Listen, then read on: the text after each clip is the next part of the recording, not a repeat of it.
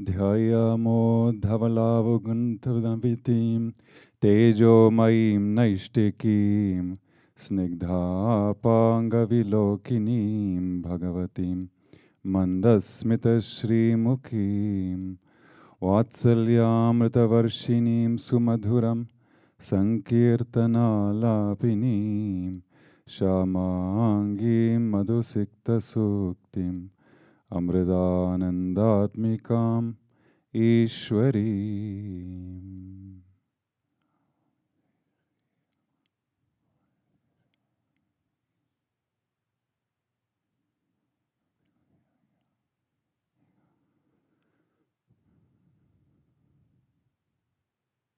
Om Amriteshwari Namaha. Thank you for joining us for tonight's program.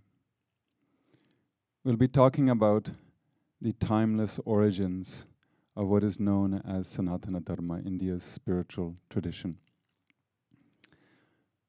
First, I would like to suggest that we consider a few things as a background to this topic.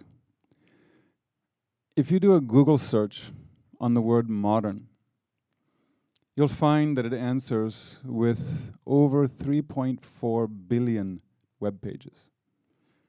It's pretty impressive. How about the word ancient? Just 761 million pages. So not even 1/4 of what you get when you search for modern. So it's not very impressive. Now, what if you do a search on modern wisdom? It only comes up with 158,000 pages. But when you search for ancient wisdom, it comes up with 5.4 million pages, 34 times as much. Okay, this is admittedly not a very scientific approach, but it does tell us about the collective consciousness of society. People have 4 times as many things to say about what's modern than they have to say about what's ancient. But when it comes to wisdom, they have 34 times more to say what's ancient than what's modern. This tells us that we clearly associate wisdom with ancient times. And this was exactly how I felt back in 1996 when I was trying to put together a pamphlet for the Japanese people. I was going to go to Japan in the spring of 1996, and we wanted to have some background information for the people there. So we were looking for someone to interview about India's ancient spiritual roots. And we were directed to somebody who's known now as Swami Amritananda Puri. Actually, he was Swami Amritananda Puri back then as well. If that name doesn't ring a bell, you can read the biography. He's the one who is known as Unni. He was the very first disciple who came and settled at Amma's feet. And he gave us a beautiful explanation. And the original recording is gone because of the mildew and everything in India. It doesn't last that long, but fortunately we had translated it into English.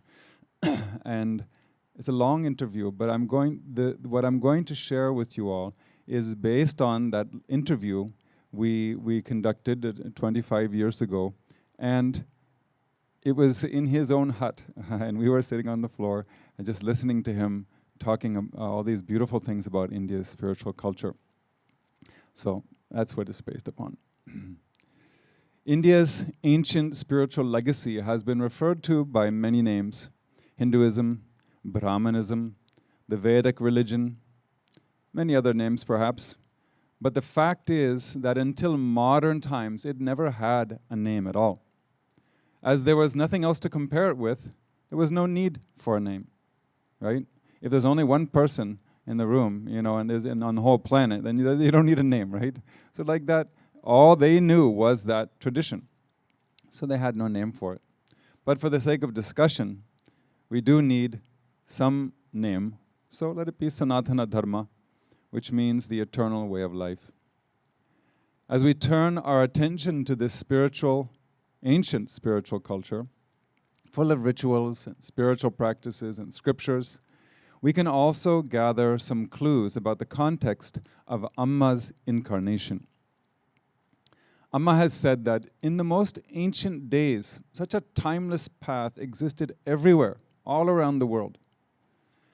The outward cultural expression varied from place to place, but people had a universal reverence for their fellow beings and all of nature. So naturally, sublime spiritual principles were widely accepted as the fundamental code of society.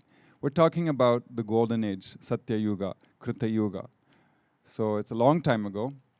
In that age, so ancient that the exact date has been lost in history, people enjoyed great material and physical prosperity due to their refined culture and lifestyle in harmony with nature. Unlike today, they were living in full harmony with nature. So nature blessed them with not only good health and didn't have any natural disasters, it blessed them with so much food and abundance in their lives. So having read this, one time, I think it was right around that time, it was maybe 97, 98, 99, somewhere around there. I was really crazy about trying to understand this ancient civilization, which is still existing today, but the heyday, so to speak, was a long time ago. And so I was asking Swami Paramatmananda ji about that, and he was staying in this room on the roof of the Kali temple. I haven't been there for a long time. It's ladies' area right now, but in those days he was staying there for some time, and it had a beautiful view of the ocean. And we were talking, and he was, answering my questions. And suddenly, Amma walked in the room.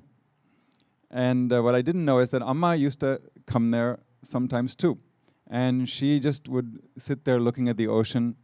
We have no idea what state she was in at that time, but she would come there. And it was on the roof, so it was a long time ago. We were all a lot younger. And so when Amma came, he suddenly stood up, and I did too, of course. And she sat on the side of the room where he was sitting. And I was already there, so I just kneeled at her feet, and I looked up at her, and she smiled. And I said, Amma, can I ask you a question? And then she said, yes. I could have asked for moksha, right? But instead, I was obsessed with the chronology of India's ancient spiritual culture. So I said to Amma, I asked Amma, when was the Satya Yuga?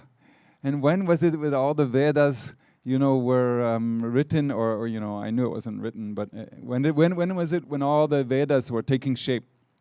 And she laughed. And she said, it's so far back in history that nobody knows when. And I was like, how can that be? And then she said there were not even any letters. There was no systems of writing anywhere on the planet back then. That's how old it was. And then she just kind of blew me out of the water with that one. And I thought to myself, okay, it's a wrong question. But I did come to understand more that was not the important thing. I was trying to make a timeline, and compare with other civilizations on the planet. That's not the important thing. That was my intellectual mind trying to satisfy itself. But what I did learn is that the deities in those days were formless concepts, because the people then understood that the Supreme can never be fully expressed through names and forms. There were no temples either, because they didn't need them. Even Amma has said this. The heart itself was the temple. Temples originated in later periods, designed to symbolically represent the human form.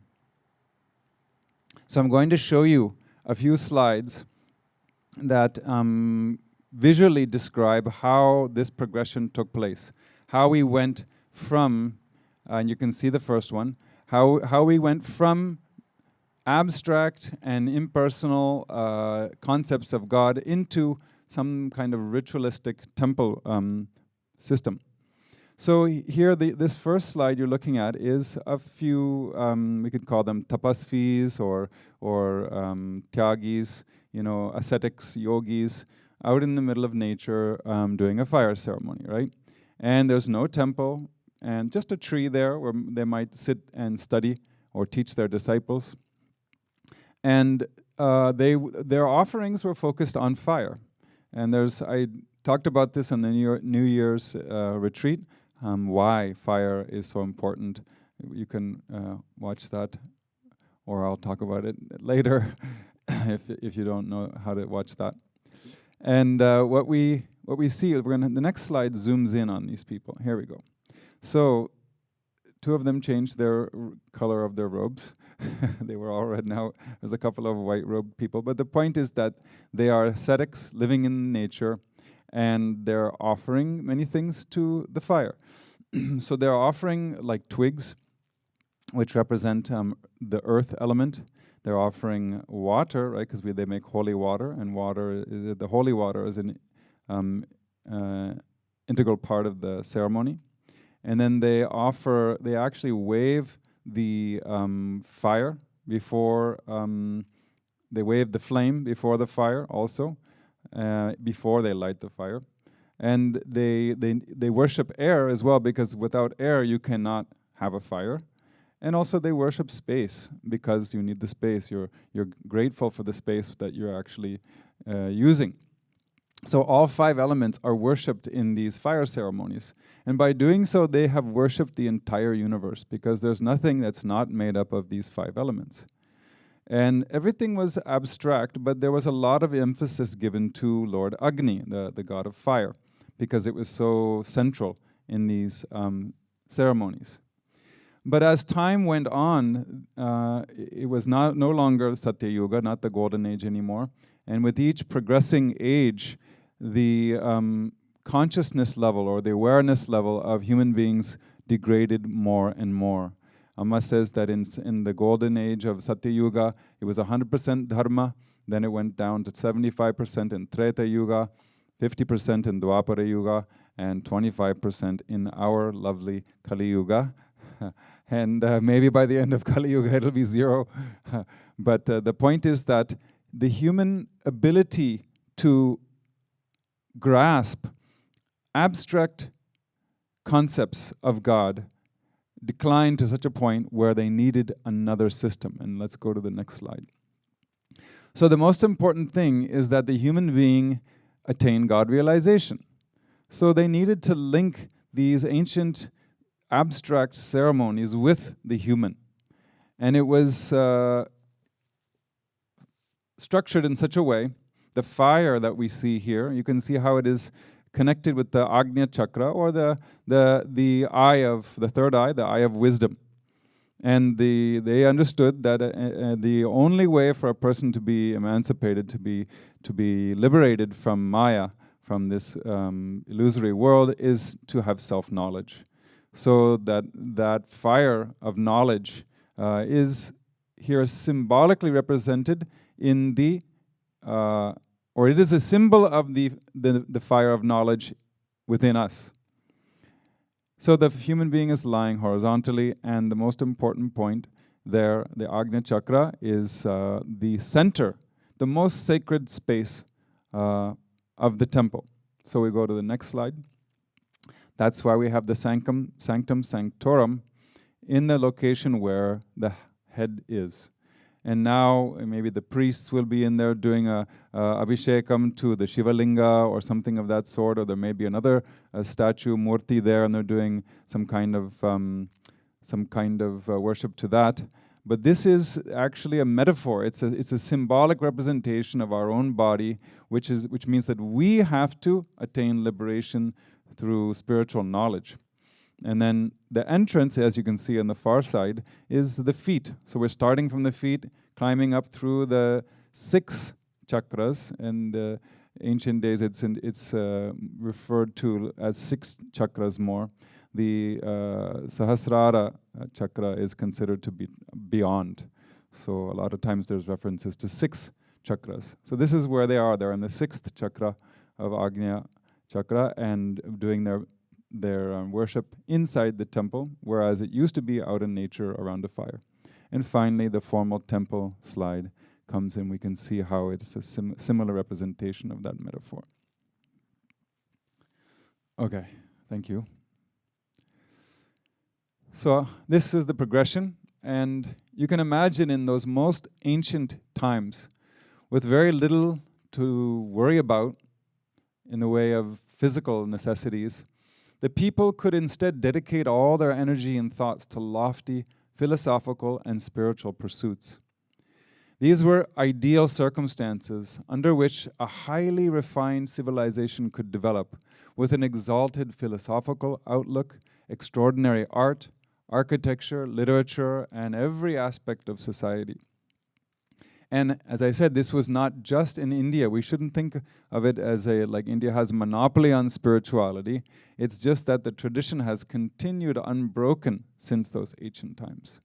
I'll give you an example of a similarly ancient civilization, but somehow the lineage got broken. It was around little after I asked this question to Amma. I started traveling to Japan and giving programs around the country.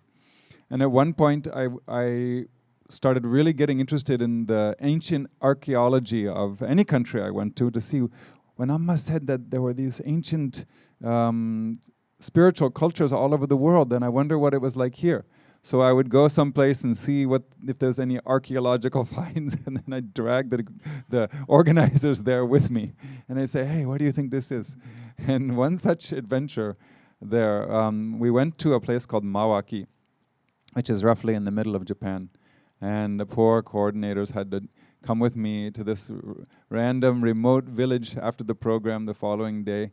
And there was a very interesting, from my standpoint, very interesting archaeological site there. And the curator there was showing us and explaining. It was basically not a Stonehenge, but a wood henge, or a wood circle. And it was about 30 feet wide, 10 meters or so. And first I was kind of unimpressed. And then I said, how long has this been here? And he said, they stopped using it 2,000 years ago.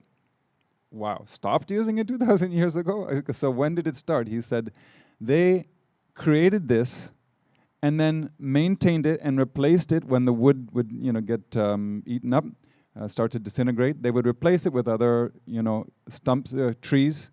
For 4,000 years, they did that continuously. It completely blew my mind. Nothing that we have today, my guess, is nothing we have today is going to be continued for 4,000 years. Not even Apple, not even, Tesla or Google or the internet probably won't even be there either anymore. But they did it for 4,000 years, and then I had this question, so what were they doing? We don't know. There's no evidence. We don't know what they were doing here.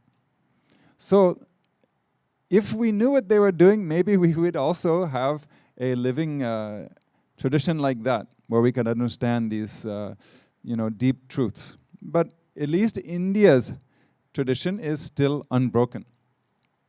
Even 4,200 years ago, Indian artisans were making these tiny square beads, less than 1/4 of a millimeter. That's 1/100th of an inch.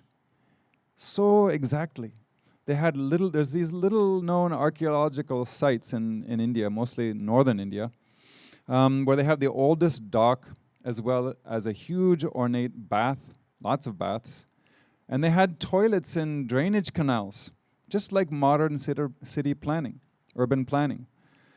So this is how developed these cultures were in ancient times. We'd like to say that we're the modern people, but they not only had the same modern conveniences, but they were peaceful and they didn't hurt each other.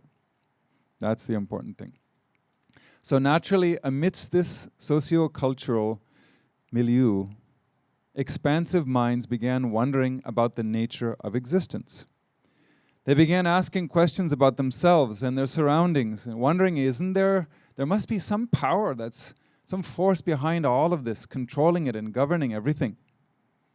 And their process of inquiry led them to ask fundamental questions about the source of everything. And what they realized was that just as a single grain is enough to test whether the whole pot of rice is cooked or not, investigating one portion of the totality is sufficient to unlock its vast mysteries. So these spiritual explorers, whom we now call rishis, sages, seers. They saw that if they could understand and study just that one grain, their own self, they could understand the secret of the entire universe. So they embarked on a process of deep inquiry, combining meditative insight with relentless rational analysis. And as they progressed in their search, the sages expanded their consciousness beyond the body and the five senses, from the limited individual towards the whole of existence. It was these sages of intuitive vision that perceived the sacred vibrations that form the sounds of the Vedic mantras. These Vedic mantras are called by different names. They have been called the breath of the Paramatman because they're always there. They've been pervading the universe since the beginning, and even when the universe goes into a state of dissolution, they still exist. And therefore, these rishis or seers, that's the key word, seer, they're not the authors of these verses, they are the seers of them. So we call them mantra drishtas, not mantra kartas. They are not the ones who created the mantras, they're the ones who saw them in their deep transcendental state. They are also called apaurashaya, which means they are not created by human beings. The point is that these mantras simply embody truths already existing in the universe, kind of like the pattern of ice crystals, which exists unmanifested even when the ice is not yet formed. The rishis perceived them and shared their experiences with others, passing on the supreme truth in the form of these Vedic mantras.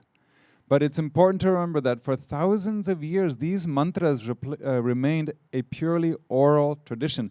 In fact, it was forbidden to write these on paper, to commit them to paper, because that was a degraded version of that. It's the vibration that matters, right? So once you write it on paper, it's degraded. There's no more vibration. And you don't get that vibration just by picking up a piece of paper. But when the guru speaks to the disciple, that vibration, that sound goes directly into his or her heart, and that has a life to it.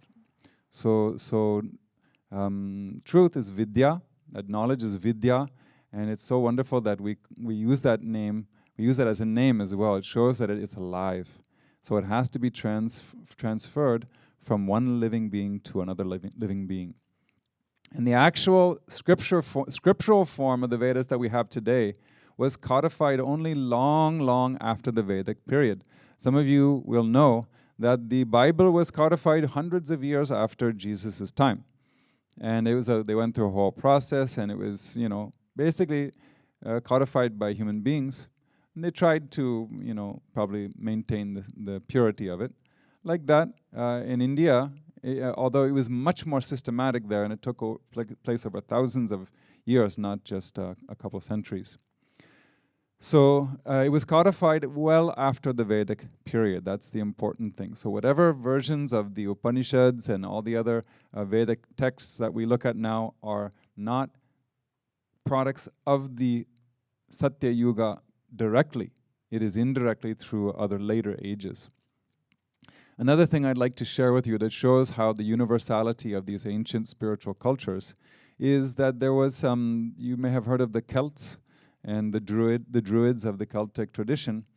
I have another one of my little research projects that I've been doing over the years, found that they were also practicing their spirituality thousands of years ago. Some say 4,000 plus years ago, perhaps. And the Druids were like the priests or the spiritual leaders of that culture. And it has been historically recorded that they had so much scriptural or holy knowledge that it took they had a university where they taught it also, and it took 20 years for the people to memorize it. Memorize it, that means that they wouldn't allow their disciples to write it down either. So same way as India, they couldn't write on a paper, they had to learn it by rote. They had to memorize everything, and it took 20 years in It was in Wales that the story comes from about the Druids. But in India also it was said that to learn the Vedas it took 20 years to memorize them. So very similar threads in there. And from the Vedas, it is said that originally there were 2.5 million verses in total. But a lot of those were unfortunately destroyed. But like we said, those vibrations are there in the ethos, in space. If somebody has the subtlety of mind, of the spiritual maturity and advancement to tune into them, they can also revive those teachings. I would say that fortunately, we have Amma. Because who knows how many people are going to be able to tune into those Vedic vibrations in Kali Yuga. Because we have Amma, we have Amrita Upanishad.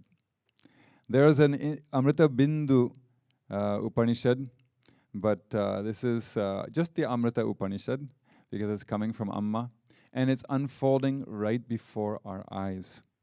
Amma's each word and action is a verse in that Upanishad, starting from her birth. Once somebody asked Amma a question. Almost all children cry when they're born, but you smiled when you were born. Why? Why was that? Amma said, a newborn baby usually cries because to the baby, this world is a very strange place. But Amma had no feelings of strangeness when she came into this world. When one beholds the entire universe as a play of consciousness, what else can you do but smile? When you have the power to see the reality behind all the outer appearances, you can only smile. Once you are able to see the truth, nothing is unknown or strange to you. You are familiar with the entire universe. So sometimes we may wonder, how does Amma know that? How does she know this? How does she know all these things? But that is precisely the point. Once you are able to see the truth, nothing is unknown to you. And maybe that's why Amma sometimes says, don't ask me how I know, I just know. Right? We can't say that. People will say, I don't trust you, I don't believe you. But when Amma says it, we can believe it. There's no intellectual, rational explanation for it. If you know the reality behind the universe, you know it. So don't ask me why I know it, I just know it. I mean, that's what she's telling us. So, but similar to that, the Vedic mantras are not a product of speculative thinking. That's the most important thing. They are a product of seeing the truth in the temple of one's own heart during deep meditation. This form of sight is actually the most important aspect of this method of inquiry. The truth seen or perceived by these Vedic rishis was later recorded in the form of mantras and arranged in suktas. We have names for these things now. Back then, they were in samadhi. They would come out of samadhi and say, oh, I realized this, and it wasn't in mantra or sukta form. That came later. And now we have things like Purusha Suktam, Sri Suktam, Durga Suktam, and so many others. That's enough for this week, I believe. And I'm going to leave you with a few sample verses from the Rig Veda so you can get a taste of what we're talking about. It should be something tangible, right, before we close the session today. So here is a verse from, these are all from the first mandala of the Rig Veda. The first verse I want to share shows how the ancient sages were very open-minded, and if it was a dharmic, lofty idea, they would accept that and commit it to, include it in their spiritual literature, all their thought. Let noble thoughts come to us from all directions. So simple. But this is something that we can pray every single day. How can you go wrong? How can anybody go wrong praying this way? And then they had values. It wasn't just about this, sort of spiritual analysis. There were some virtues incorporated as well, with sometimes connected even with the karma, the law of karma. Here's one such verse. This is actually from the 10th mandala, sorry. Two of them are from the first mandala. This is from the 10th mandala. The rich person should satisfy one who seeks help, looking from the long-term view, because wealth revolves like the wheels of a chariot, coming now to one and now to another. And to give you an idea of how they worshipped that abstract god Agni, the Lord of Fire, here's one more verse, or a set couplet of verses. May Agni's conquering beams spread out on every side, shining bright and driving away our impurities. Your face is turned on every side. You pervade everywhere. Shining bright, drive away our impurities. So here are ancient sages praying to be purified. So we definitely have a lot of praying for purity to do. So we'll conclude the talk here, and we'll continue next time. Please join us again. And to express our devotion to Amma and gratitude to all the sages from thousands and thousands of years who have maintained, preserved, and practiced this timeless path, let us also sing words of praise of God and the ancient seers. Om Amriteshwari Namaha.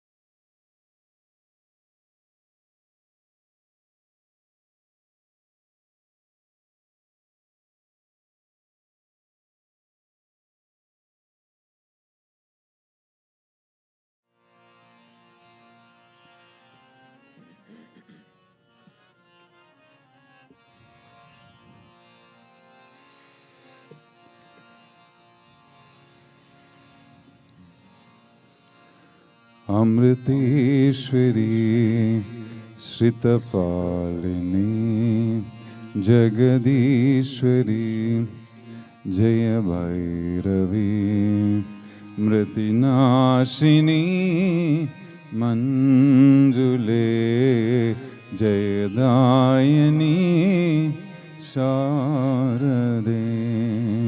Amriteshwari Shritapalini Jagadishwari Jaya Bhairavi Mritinashini Manjule Jayadayini Sharade. Amriteshwari Sritapalini Jagadishwari Jaya Bhairavi Mritinashini Manjule Jayadayini Sharade.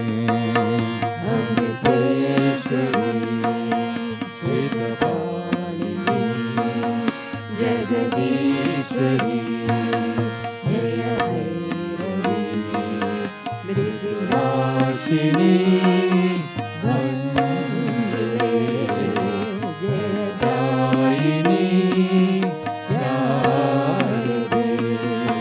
Jananayaki Jaya Shankari Janaranjini Shambhavi.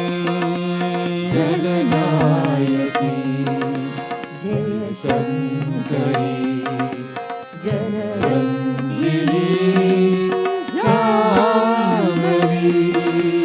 Jananayaki Jaya Shankari Janaranjini Shambhavi. Jananayaki Jaya Shankari Janaranjini Shambhavi. Bhavatarini Bhayaharini Bhavatarini Bhayaharini Bhavatarini Bhayaharini Bhavatarini Bhayaharini. Bhuvaneshwari Bharati Bhuvaneshwari Bharati. Amriteshwari Sritapalini Jagadishwari Jaya Bhairavi Mritinashini Manjule Jayadayini Sharade. Shivakamini Shubhakarini Srutipalini Srikari. Shivakamini Shubhakarini Shrutipalini Srikari. Shivakamini Shubhakarini Srutipalini Srikari. Shivakamini Shubhakarini Srutipalini Srikari. Swararagini Suranayaki Suranayaki Suranayaki Swararagini Suranayaki Suranayaki Suranayaki Sukadayani Sundari Sukadayani Sundari Amriteshwari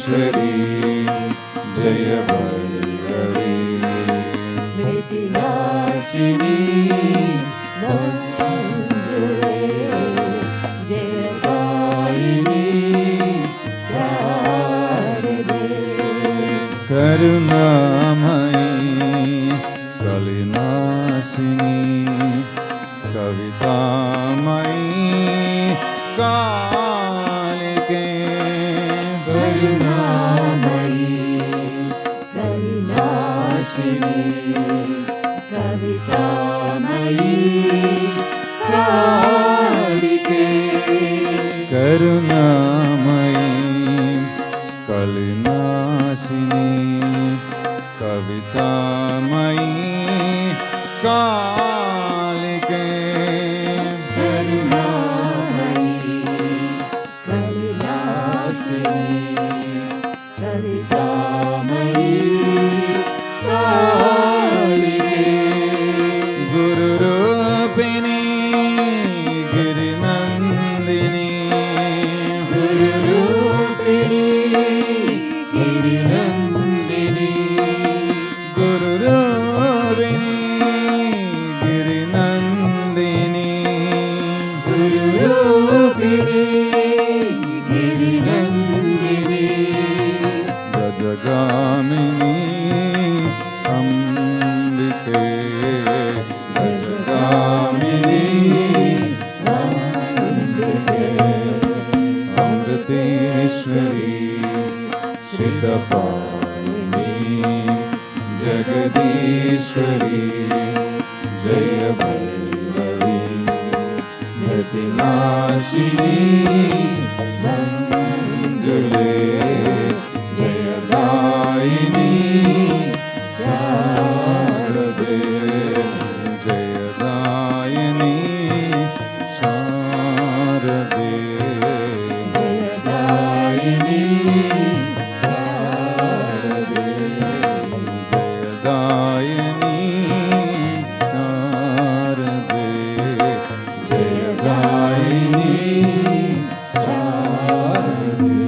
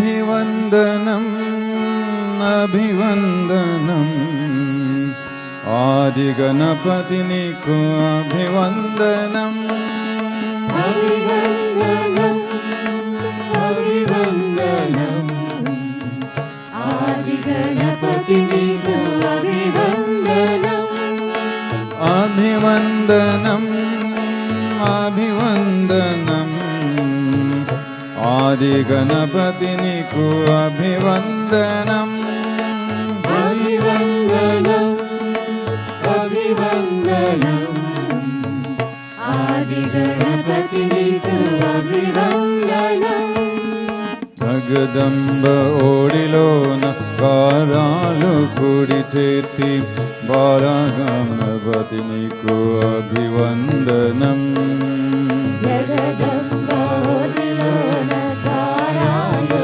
कुడి చేతి बालगणपतिनिको अभिवन्दनम् जगदम्ब ओडिलोन कारालु कुడి చేతి బాలగణపతి నీకు అభివందనం. జగదంబాటిలోన గారాలు కుడిచేటి బాలగణపతి నీకు అభివందనం. ముద్దు చూపులదోడ మహేశు నల్లరించు ప్రథమ గణపతి నీకు అభివందనం. ముద్దు చూపులతోడ మహేశు నల్లరించు ప్రథమ గణపతి నీకు అభివందనం. అభివందనం అభివందనం అభివందనం. ఆది గణపతి నీకు అభివందనం. అభివందనం అభివందనం. ఆది గణపతి నీకు అభివందనం. వాత్సల్య భావన షణ్ముఖిని తిలకంచు విఘ్నదేవార నీకు అభివందనం. వాత్సల్య భావన షణ్ముఖుని తిలకించు విఘ్నదేవార నీకు అభివందనం. వాత్సల్య భావన షణ్ముఖుని తిలకించు విఘ్నదేవార నీకు అభివందనం. వాత్సల్య భావన షణ్ముఖుని తిలకించు విఘ్నదేవార నీకు అభివందనం. చల్లని చూపులతో లోకాల నేలెత్తి విజయ గణపతి నీకు అభివందనం. చల్లని చూపులతో లోకాల నేలెత్తి విజయ గణపతి నీకు అభివందనం. అభివందనం అభివందనం అభివందనం. ఆది గణపతి నీకు అభివందనం. అభివందనం అభివందనం. ఆది గణపతి నీకు అభివందనం. బుద్ధి సిద్ధుల గూర్చు ఆ వక్రతుండునకు విఘ్నముల మారి మార్చు అంబసుదనకు. సిద్ధుల గూర్చు ఆ వక్రతుండునకు విఘ్నముల పరిమార్చు అంబసుదనకు. బుద్ధి సిద్ధుల గూర్చు ఆ వక్రతుండునకు విఘ్నముల పరిమార్చు అంబసుతునకు. సిద్ధుల గూర్చు ఆ వక్రతుండునకు విఘ్నముల పరిమార్చు అంబసుదనకు. సిద్ధి ద్వారమునేలు మూల గణపతి నీకు భక్తి మెరగ చేతు ఆత్మాభివందనం. సిద్ధి ద్వారమునేలు మూల గణపతి నీకు భక్తి నిరజేతు ఆత్మాభివందనం. ఆత్మాభివందన వందనందనం అభివందనం. ఆది గణపతి నీకు అభివందనం. అభివందనం అభివందనం. ఆది గణపతి నీకు అభివందనం. అభివందనం అభివందనం. ఆది గణపతి నీకు అభివందనం. అభివందనం అభివందనం. ఆది గణపతి నీకు అభివందనం. అభివందనం అభివందనం. ఆది గణపతి నీకు అభివందనం. అభివందనం అభివందనం. ఆది గణపతి నీకు అభివందనం. అభివందనం అభివందనం. ఆది గణపతి నీకు అభివందనం. అభివందనం అభివందనం. ఆది గణపతి నీకు అభివందనం.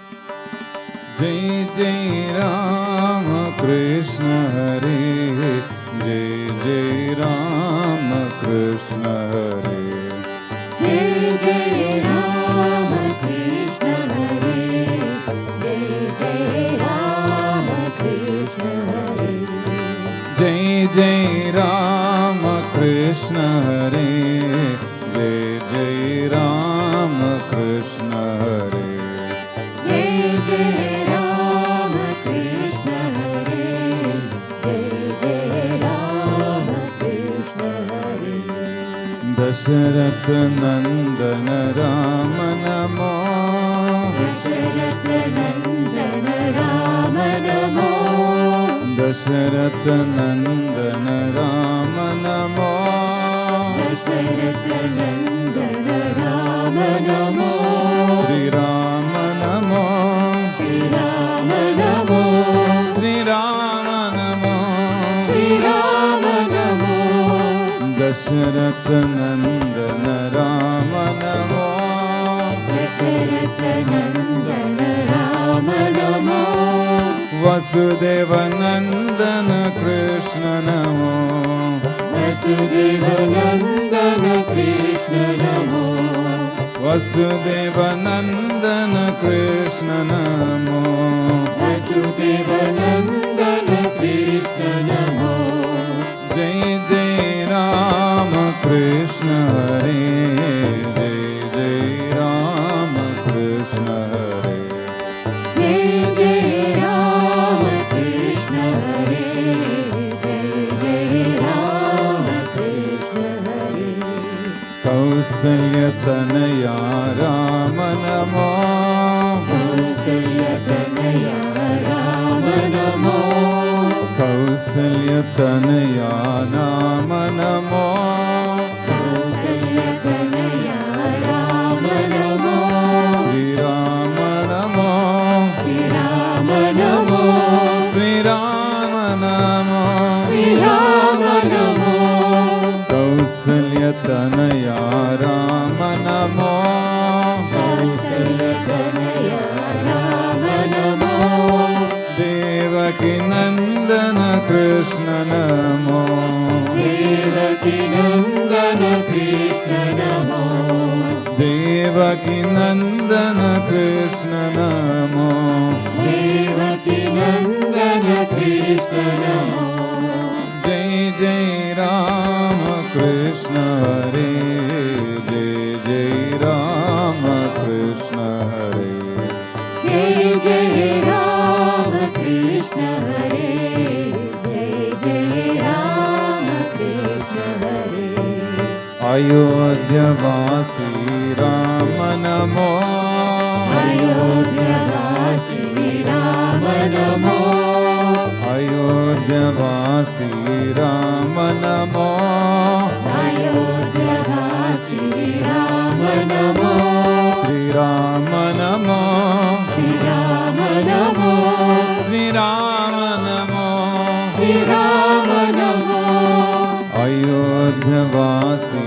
राम नमो, अयोध्यवासी राम नमो, द्वारकवासी कृष्ण नमो, द्वारकवासी कृष्ण नमो, द्वारकवासी कृष्ण नमो, द्वारकवासी कृष्ण नमो, जय जय राम कृष्ण हरे, जय जय राम कृष्ण हरे, जय जय राम कृष्ण हरे, जय जय राम कृष्ण हरे, सीता वल्लभ राम नमो, सीता वल्लभ राम नमो, सीता वल्लभ राम नमो, Sita Vallabh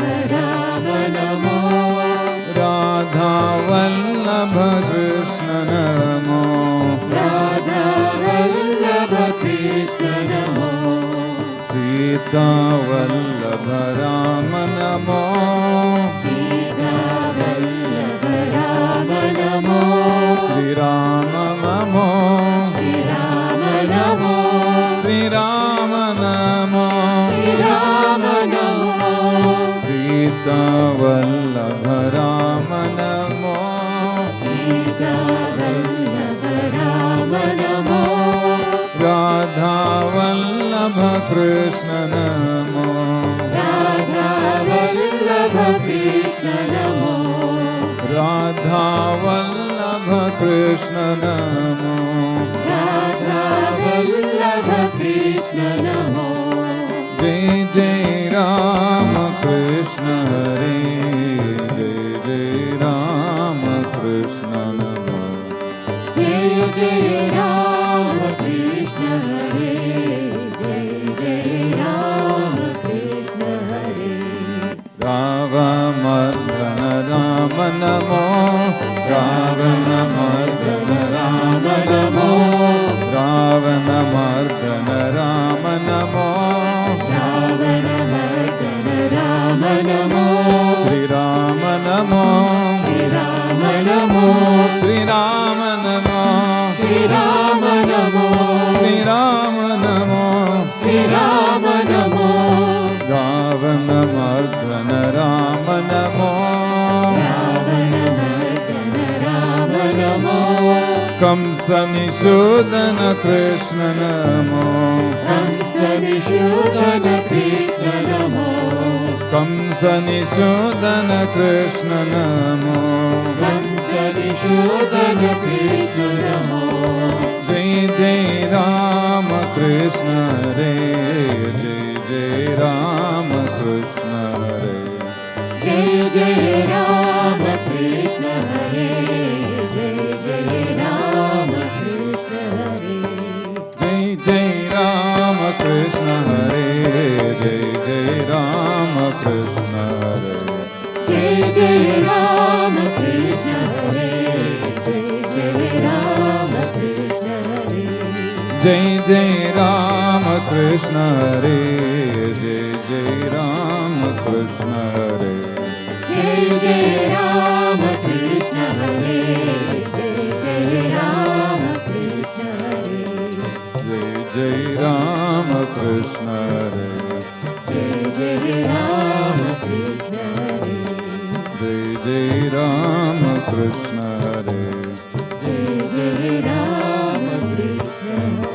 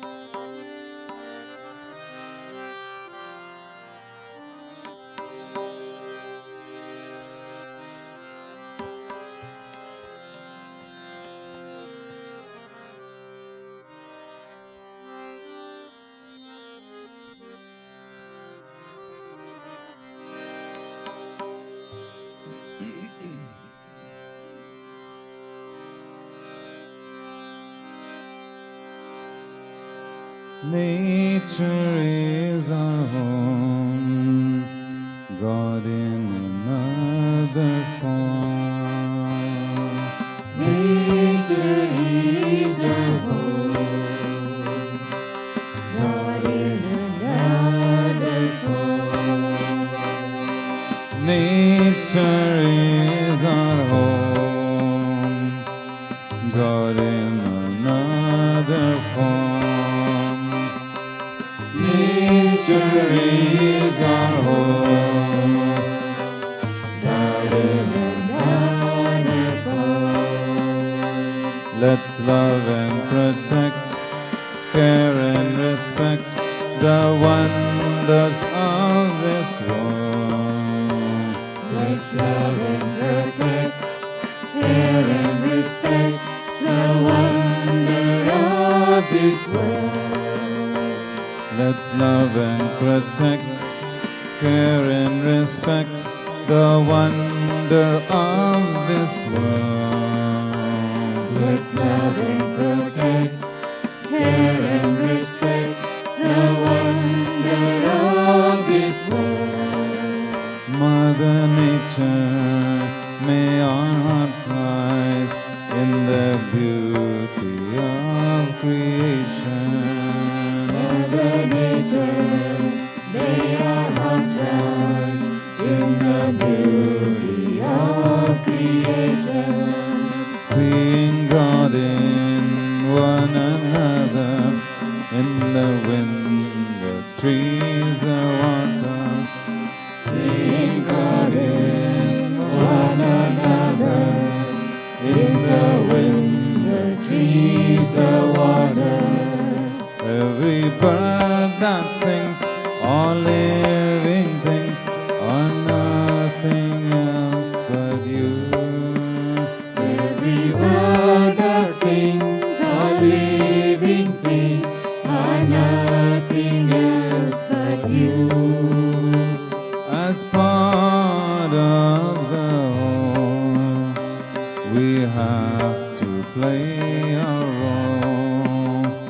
As part of the whole, we have to play our role. Learning to feel, striving to heal the wounds of this world.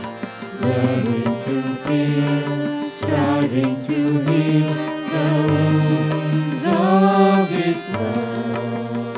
Mother Nature, may our hearts rise in the beauty of creation. Mother Nature, may our hearts rise in the beauty of creation. Seeing God in one another, in the wind, the trees, the water. Seeing God in one another, in the wind, the trees, the water. Every bird that sings, all living things are nothing else but you. Every bird that sings, all living things are nothing else but you. Every bird that sings, all living things are nothing else but you. Every bird that sings, all living things are nothing else but you. Nature only gives, sustaining all that lives. Nature only gives, sustaining all that lives. Nature only gives, sustaining all that lives. Nature only gives,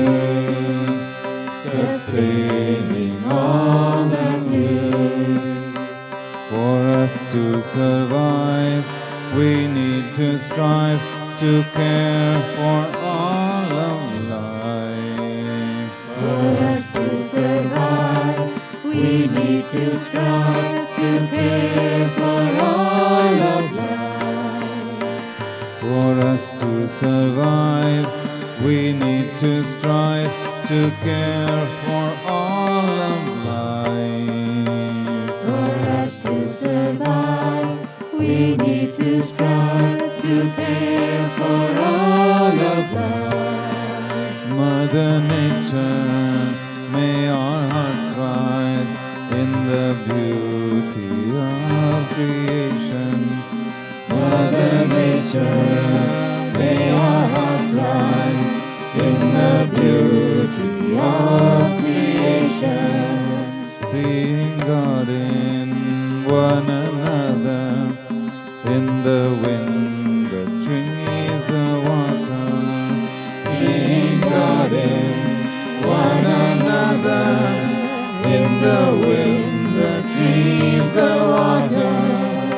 Every bird that sings, all living things are nothing else but you. Every bird that sings, all living things are nothing else but you.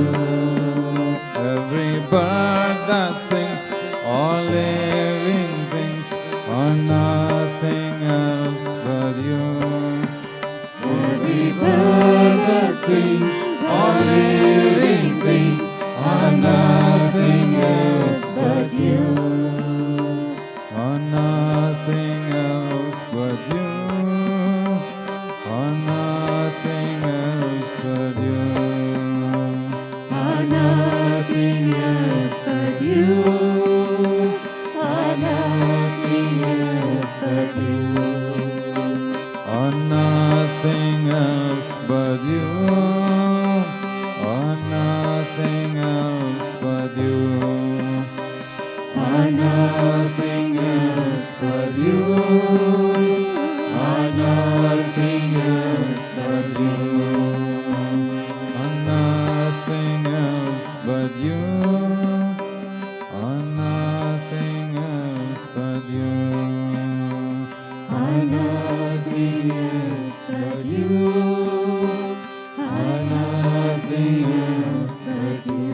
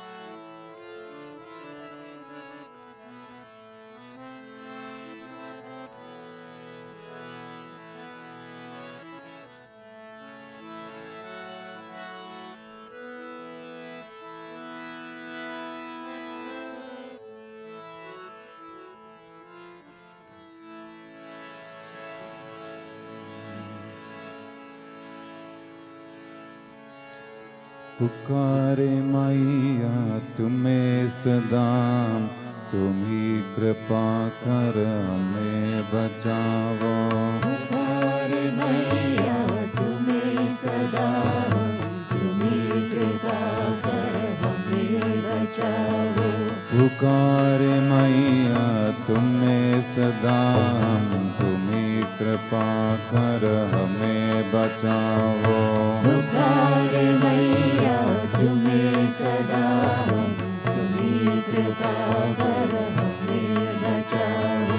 पुकारे मैया तुम्हें सदा, तुम ही कृपा कर हमें बचाओ। पुकारे मैया तुम्हें सदा हम, तुम्हें कृपा कर हमें बचाओ। पुकारे मैया तुम्हें सदा हम, तुम्हें कृपा कर हमें बचाओ। पुकारे मैया तुम्हें सदा हम, तुम्हें कृपा कर हमें बचाओ। करो कृपा माँ, करो दया माँ, करो कृपा माँ, करो दया माँ। करो कृपा माँ, करो दया माँ, करो कृपा माँ, करो दया माँ। करो कृपा माँ, करो दया माँ, करो कृपा माँ, करो दया माँ। करो कृपा माँ, करो दया माँ, करो कृपा माँ, करो दया माँ। तुम्हारे दर्शन बिना बेचारे हमारे दिल ये तरस रहे हैं। तुम्हारे दर्शन बिना बेचारे हमारे दिल ये तरस रहे हैं। तुम्हारे दर्शन बिना बेचारे हमारे दिल ये तरस रहे। तुम्हारे दर्शन बिना बेचारे हमारे दिल ये तरस रहे हैं। विरह की आग में तड़प रहे। ओ माँ जय जय माँ, ओ माँ जय जय माँ, जय जय माँ, जय जय माँ। विरह की आग में तड़प रहे हैं, दरस तू देकर प्यास बुझा दे। विरह की आग में तड़प रहे हैं, दरस तू देकर प्यास बुझा दे। करो कृपा माँ, करो दया माँ, करो कृपा माँ, करो दया माँ। करो कृपा माँ, करो दया माँ, करो कृपा माँ, करो दया माँ। करो कृपा माँ, करो दया माँ, करो कृपा माँ, करो दया माँ। करो कृपा माँ, करो दया माँ, करो कृपा माँ, करो दया माँ। बिछड़ के तुमसे तड़प तड़प कर पुकारे मैया तुम्हें सदा हम। बिछड़ के तुमसे तड़प तड़प कर पुकारे मैया तुम्हें सदा हम। बिछड़ के तुमसे तड़प तड़प कर पुकारे मैया तुम्हें सदा हम। बिछड़ के तुमसे तड़प तड़प कर पुकारे मैया तुम्हें सदा हम। चातक जैसे कब से प्यासे, ओ माँ जय जय माँ, ओ माँ जय जय माँ, जय जय माँ, जय जय माँ। चातक जैसे कब से प्यासे, अब तो मैया दर्श दिखाओ। चातक जैसे कब से प्यासे, अब तो मैया दर्श दिखाओ। करो कृपा माँ, करो दया माँ, करो कृपा माँ, करो दया माँ। करो कृपा माँ, करो दया माँ, करो कृपा माँ, करो दया माँ।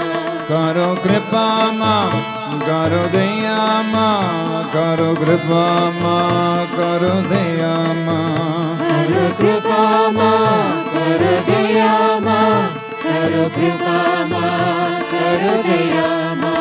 करो कृपा माँ, करो दया माँ, करो कृपा माँ, करो दया माँ। करो कृपा माँ, करो दया माँ, करो कृपा माँ, करो दया माँ।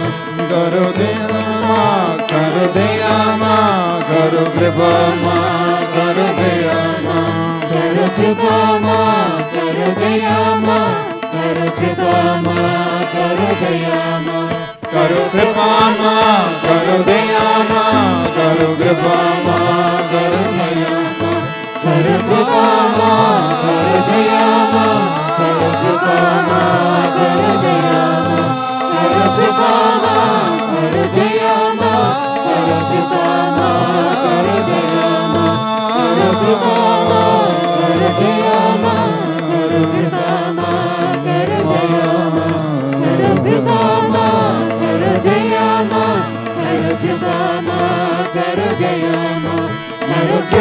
माँ, करो दया माँ, करो कृपा माँ, करो दया माँ, करो कृपा माँ, करो दया माँ, करो कृपा माँ, करो दया माँ, करो कृपा माँ, करो दया माँ, करो कृपा माँ, करो दया माँ, करो कृपा माँ, करो दया माँ, करो कृपा माँ, करो दया माँ, करो कृपा माँ, करो दया माँ।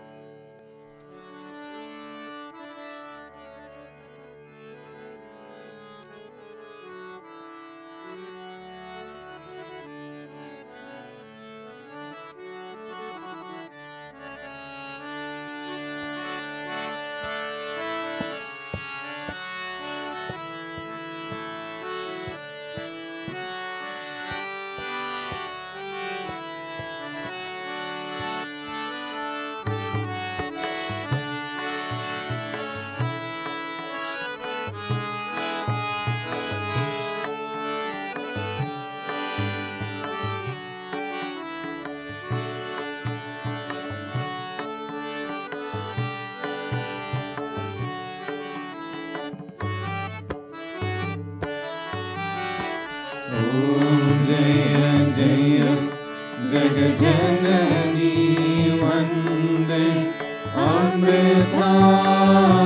अमृतानन्दमयी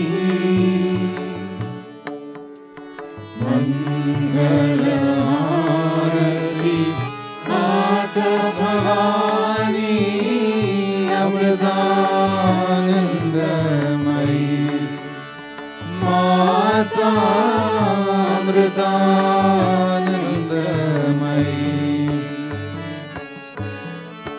जनमन निज सुखदायिनी माता अमृतानन्दमयी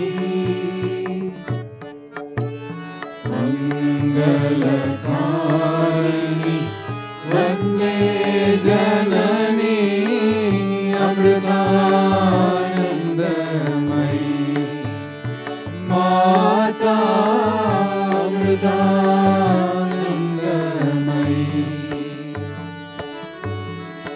सकलागम निगमादिषु चरिते अमृतानन्दमयी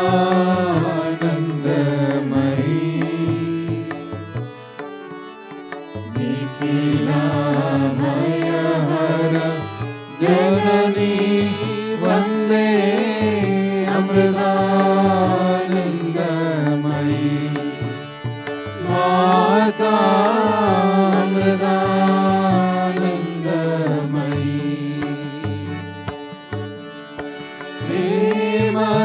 प्रेमरसामृत वर्षिणी माता अमृतानन्दमयी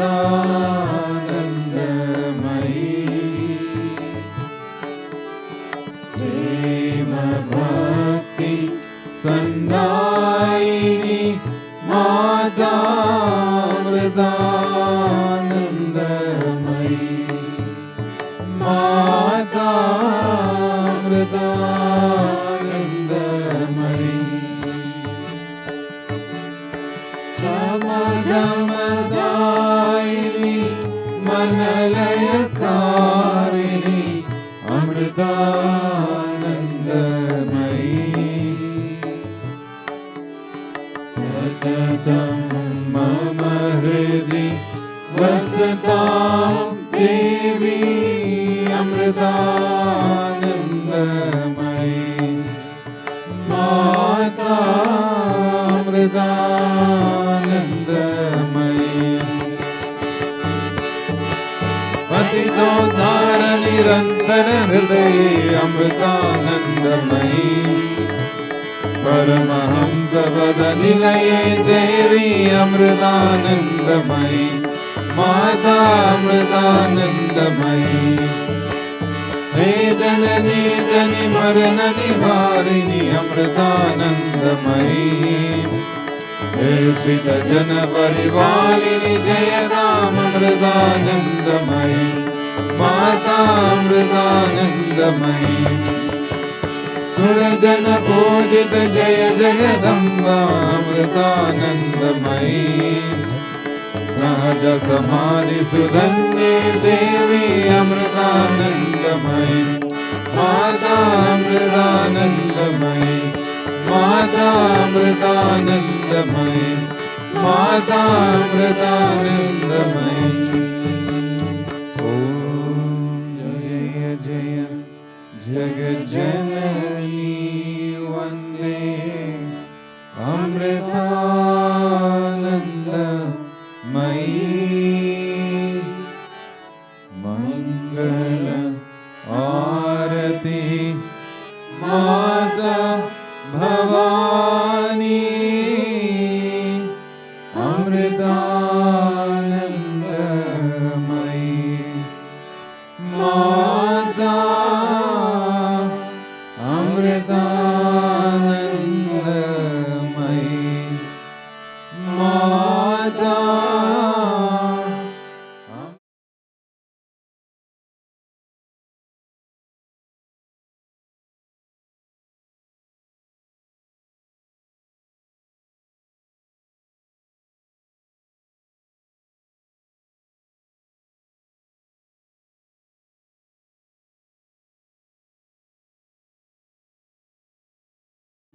Sadgamaya Tamasoma Jyotirgamaya Mrityorma Amritam Gamaya.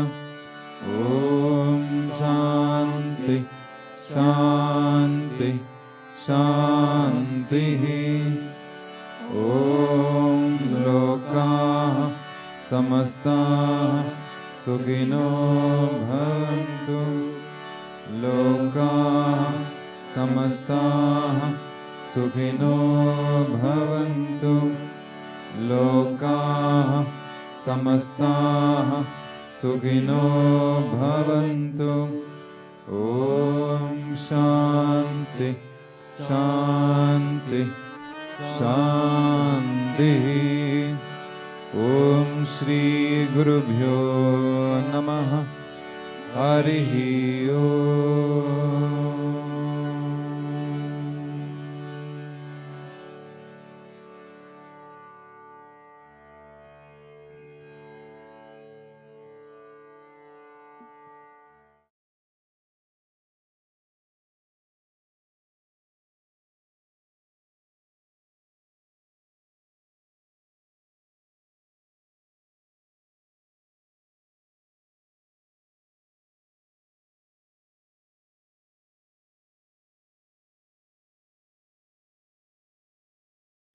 For a few moments before we conclude the program.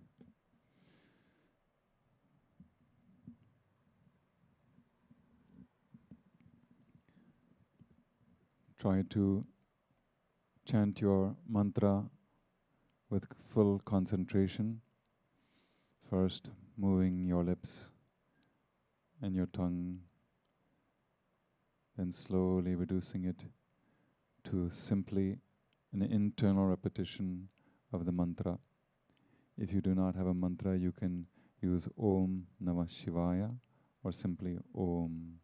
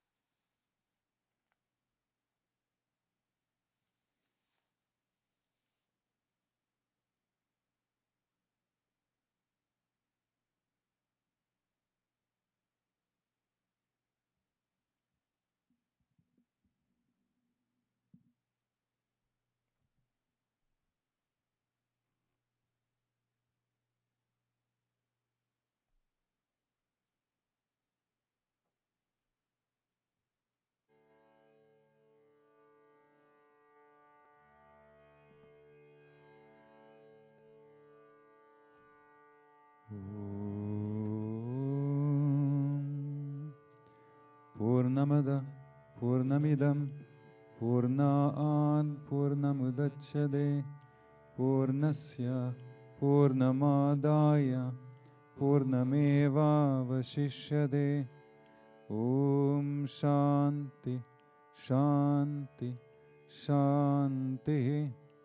Om Shri Gurubhyo Namaha. Harihi Om.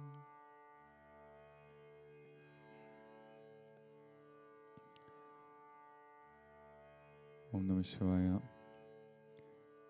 Thank you all for joining us. And I hope to see you all for the Gita class next Thursday. And again for Satsang next weekend.